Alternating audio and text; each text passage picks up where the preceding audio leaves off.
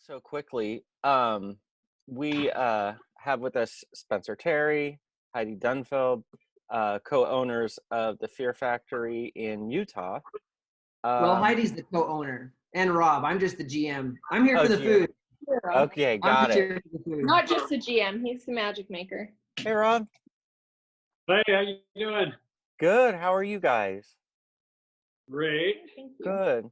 Thank you for coming on and jumping on this call. This is it's funny. It all kind of came together so quickly because I don't know. Yesterday, we actually had to cancel Midsummer Scream, our big event in Yeah. Long Beach.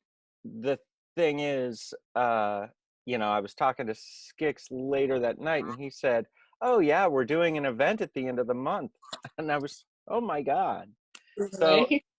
like how does that work? So first of all, tell me what the event is that you guys are doing at the end of the month at Fear Factory. Spencer, would you like to? Yeah, I can start with that one. So typically every spring opening, we do what's called halfway to Halloween, and it's not always right on the exact mark of halfway to Halloween, but essentially it's an excuse for us to party. Our customers are always just they're dying to come and to see the factory and to see the new changes that we've been in the process of making. And we usually have it with the lights out. So about 95% of our lights are turned off, and groups come through with a little finger light, and that's pretty much it. That's their survival game. And it's still a really great show. All of our buildings, we have 6 buildings and 2 underground passages that are on the property. So it's a pretty massive event, but it's a lot of fun. And we've been doing it for years at this point, and it's been really great for our staff, and it's been really great for our customers. So we're excited that we have a potential chance of opening. Potential is the key word. So go ahead. Keeping my sorry. fingers crossed. Oh yeah, Yeah. got it. So how is it that you guys are able to open with the current pandemic happening? Well, one of the things I think that every state, every area has a different level of what's going on, and Utah so far has been able to manage it really well. I think our case counts are pretty low for what our population is. The hospitals are managing it really well, and we have kind of come at it from you have to erase everything you know about our haunted attraction and how busy and crowded it's been, and let's rewrite everything. And we actually believe we can make it safer than going to the grocery store.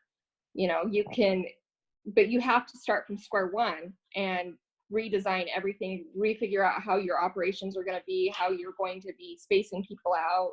Well, we're following the guidelines of our state and county. They've given us, we went from red to an orange level, and you've probably seen our protocols of I guess levels within the pandemic, and going to orange level, they gave us a lot of requirements that we have to change to fulfill and make it safe, from state spacing people to cleaning and disinfecting orders and ways of things we've never done before to this extent.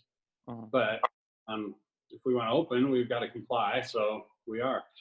And our original opening date for Halfway to Halloween was the middle of May. We actually could open today if we wanted, but we've decided to push it back towards the end of May so we can get procedures and things planned out a little bit better and feel a little bit better about everything.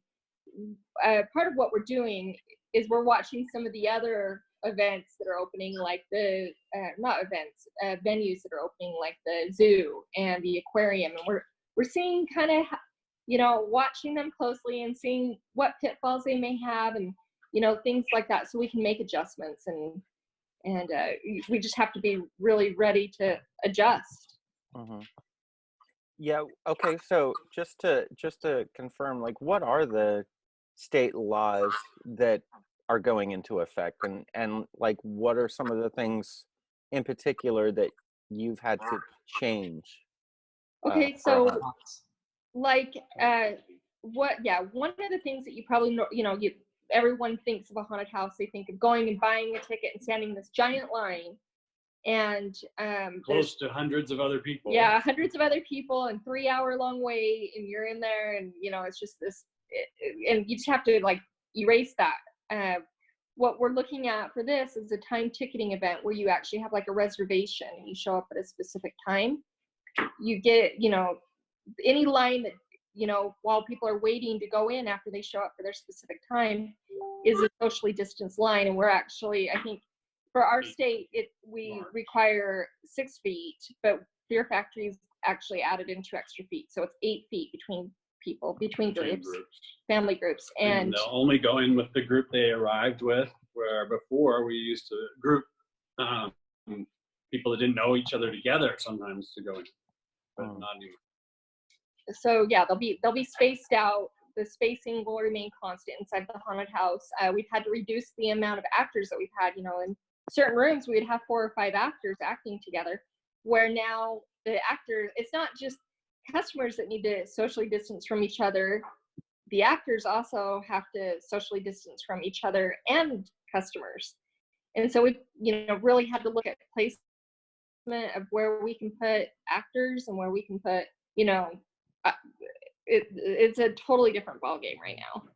Mm-hmm. So some of the other requirements from the state is that all employees will have to wear a mask. And so we've had to get creative there. Going through and seeing a vampire with a surgical mask is not going to work. But luckily we have some creative ideas coming around how we can do that to keep everyone safe. Customers are strongly encouraged to wear a mask, and we're going to follow Salt Lake's guidance on that and strongly encourage all mask wearing. And temperatures will be taken of all employees when they first enter the property. Another big thing is we're not requiring employees to work. This is completely up to them. They're given, if they don't want to work, they are given a pass. This is 100%. They want to be there, and if they don't, that's okay too. There's going to be no, repercussions. Mm-hmm. And so how does this you say it's a different ballgame, but how does this affect the guest experience as far as arrival, checking in, going through the experience? How does it change? It'll be different. I guess we're looking at what's our new normal for a little while. Everything that we've loved and enjoyed about being in these big groups and big crowds and being with friends and hugging them has to change in order to function for a little while. So it will absolutely be affected. We're doing our best, to pivot and not eliminate things, but change scares. So a lot of them are more automated. Where an actor, something may have been an actor-focused scare, it may be a trigger-focused scare now. Mm-hmm. And that's the reality for right now if we want to be able to operate. Mm-hmm. And eliminate things that before where multiple people would touch anything that hung down or dangled. We're trying to limit. We have to eliminate all that kind of stuff because we can't have multiple people touching surfaces or passing through a drape or something. Everybody has to, we just got to eliminate all of that for now. Right. And I think one of the good things about, how it's going to affect the customer experience is ultimately we're all being affected right now in what's happening. And I think that's the good part, is that because we're shifting our focus a little bit, customers are also a little bit more flexible and saying, okay, I got it. Like, this is happening to everyone. We all have to abide by these guidelines. And it's part of why we have our contingency plan that's in depth, is because we want to focus on being able to not only be in compliance, but to be overly compliant wherever possible, because it allows us a little bit more wiggle room. And I think people are okay with it. They know that masks are something that's being required of all employees and employers right now. They know that they need to be 6 feet apart from their household guests or from their households. And so by us being able to take those measures and then also being able to market those to people and let them know, like, hey, here's what to expect if you're going to come on our property. We'd love to welcome you. Thanks for asking if we're open. We appreciate our fans that are like, come on, like, let's open. And And it was a hard decision to say, let's back it up and let's wait 2 more weeks, because restrictions are changing, regulations are changing, it's daily. And Mhm. so it's important for us to have a little bit of space to make sure that we're ultimately prepared to take care of our team, and to take care of our customers. Now, instead of focusing on how it's going to change the experience, what isn't going to change? Oh, that's a harder question in a way. Like, I mean, in a way, I think what isn't going to change is people will leave entertained. It will maybe a different way and a different experience than what they've been used to from what they remember a haunted house. But I think they're going to see that. I think a lot of people are just itching to get out too. They're going to be anxious just to get out of the house and be out doing anything. But there's some things that have actually gotten better. I mean, that will be better for the customer to have a reserved time and not have to show up and wait in this long line. You know, a lot of people like the long lines. I'm older and I don't like the long lines, so I don't think I could ever wait in a 3-hour line anywhere. So that's one thing. We're upgrading all customers to VIP because, why not? They're all getting in pretty quickly anyway. So let's give them, they all have a choice of a souvenir at the end.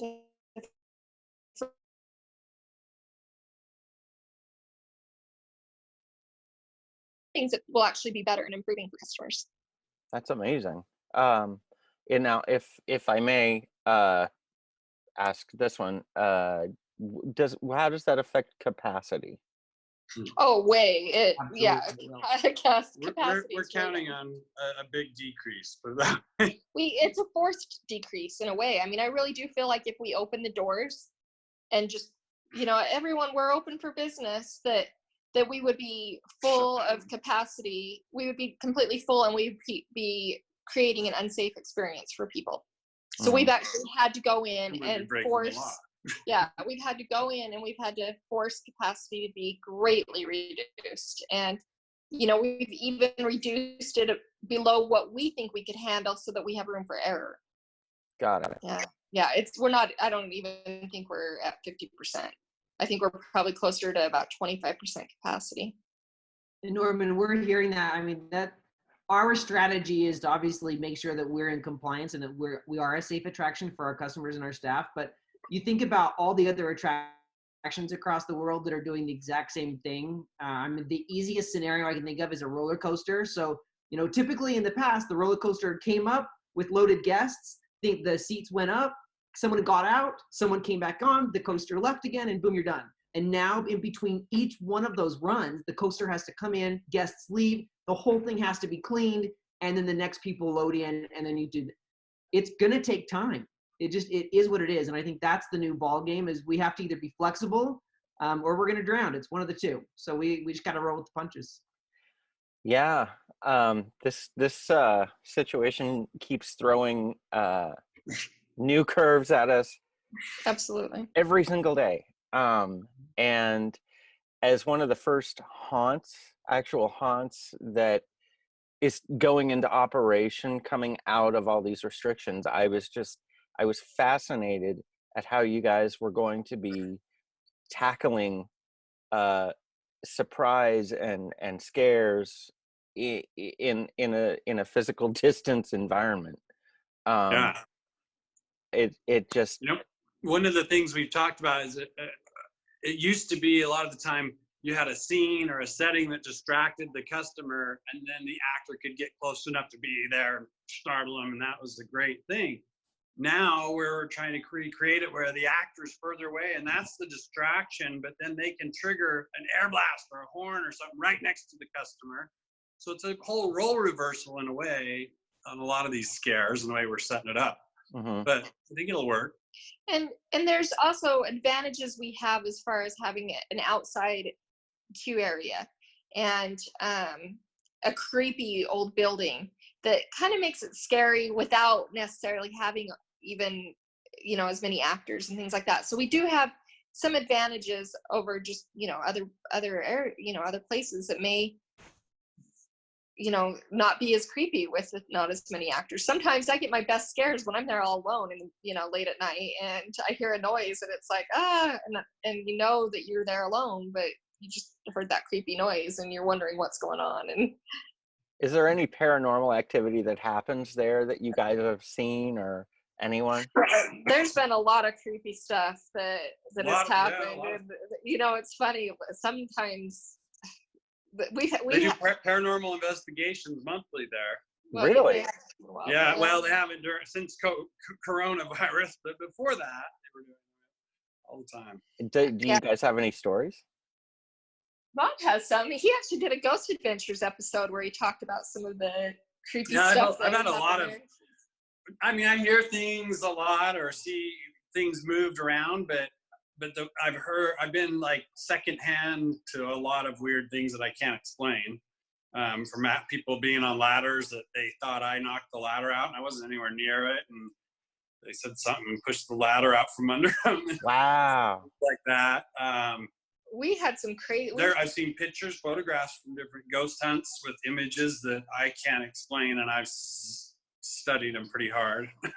We had some employees, I remember last year, that were going out to the employee parking lot, and they heard all the, this was after we were closed down, everything was locked up. It was like probably 3 a.m.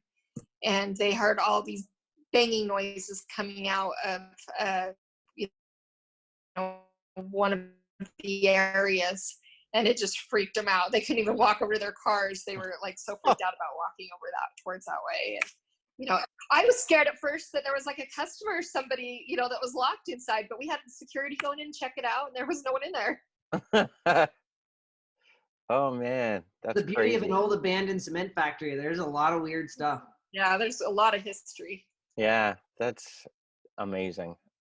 Well, I really appreciate you guys taking the time, taking the time and speaking to me about this, because this to me is kind of peek into what we're going to be having to deal with out here in LA. And it's something that none of us have had the opportunity to start addressing yet. So, I mean, there's Knott's, Universal, Six Flags. Yep. We're all like, what's going to happen with Halloween? So, don't know. But yeah, I would love to come out and check out Fear Factory at some point. Because you're always welcome. Skix talks very highly of performing there and working there, and that the venue's amazing. So well, we love working with him, and he's awesome. Yeah, he's been with us since like the beginning. I mean, so he's been through a lot of changes, and he's great. Yeah, he's fun. He's a good guy. One of the things, Norman, just to mention it, is, as we've looked at how we have to build the property and get ready for this, we've also been thinking about how do we have to get our cast ready, because our cast right now, like, they can't all be there at one time rehearsing and practicing. And so one of the things that we've been relying on is Skix, who's one of our operations supervisors, who also has a specialization in training. And he's been getting all these online videos ready and been sharing those with the team. So they're up to speed with kind of changes that are happening or refreshing skills. And it's just been a really fun way to engage them, because they've been wanting to be involved. They've been wanting to do something, but we're all quarantined. So it's been a really fun way to outreach. So you're basically having to do rehearsals via the internet. More not rehearsals as much as, kind of training and throwing ideas. Zoom has been great. It's been a fun way just to engage, not necessarily rehearsals. Right. And do you guys, when do you actually get on site? Has anybody been over there yet, or? We've had, limited crew over there. I've been there daily, year round, but as far as, we probably could at any point, but we're taking a little bit of a wait and see kind of approach right now, and so that we're only using people that we only have actors coming back for Halfway to Halloween that have already been there and know the area and know everything, and it's not, we're not hiring new employees for this. You know, in the fall we will be, and you know, it'll be more of a scheduling things out, and you know, definitely have to take it, you know, as it'll be. I think we have a makeup class that we're doing, and you know, it used to be one class, and they've had to split it into 4 that you know they're going to be doing in order to be able to keep up with proper social distancing. And how many generally go to this class? We had 20 20, interns. so we've split it into 5, and so The that we can hardest part is that each of those interns also have a model that they're practicing on. So immediately we double that number. So Yeah. that's been the hardest part. Okay. Well, Yeah, we launched an internship a couple of years ago that is taken off, and we've been able to increase our makeup team by, I think we're on like 411%. But the Wow. goal is how do we give people skills to be able to do what they love, and something that in the end is going to work for us as well. And it's been really hard being able to look at how do we fit, before we would fit X number of makeup artists in a room, and now we decrease that by 40, 50, 60%. So Yeah. or more. Yeah, or more. Yep. 75%, pretty much. Yeah, we had 15 makeup artists and the person that'd be working on in that room before, and now we're going to be down to like 5. Wow. Yeah. About a Wow. third. Yeah. Literally, It's like as Heidi said, like you have to think outside the box on all of this. Yeah. Well, I, you know, as a haunt fan and as a horror fan, thank you for persevering and working through this, because this is what we need right now, you know. Well, So thank you for thank doing you. that. Yeah. You're welcome. Thank you. Yeah, one of the things that is our ultimate goal. It's not really to make money for this halfway to Halloween event. Probably as much money as we have to put out to make changes, we'll actually be losing. But it's to set a blueprint or a roadmap of how attractions can safely go forward, so that you can make plans for fall. Right now, with all the unknown, the worst case scenario is making all these plans and then you know, planning for things is normal and then finding out that you can't do that. And so to be able to plan for things is, you know, in a realistic way of how you can safely proceed, I believe could save a lot of companies, you know, a lot of attractions. And the event, when is the event again? What are the dates? May 29th and May 30th. May 29th, May 30th, Fear Factory, Salt Lake City, Utah. One of the first to be tackling the haunt issue. So you guys, thank you, Spencer, Heidi, Bob. Bob. What? Bob's his dad, but you're close. What He's was involved it? as well. Rob. Sorry. Oh my God, I feel like an idiot because I don't have your name down there, and I'm like, okay, Rob, swear. Good. Call him Heidi's husband. Heidi's husband. Okay. All right, guys. Thank you for your time. Thanks for covering it as well. Like there's a lot happening, and we're gonna do our best, and other people will do their best. So thanks for helping. Yeah, not a problem. And let's talk again. I wanna follow this story and see how you guys are doing. All Awesome. right. Well, thank you. Take care. Take care. Ciao. Thanks. Bye.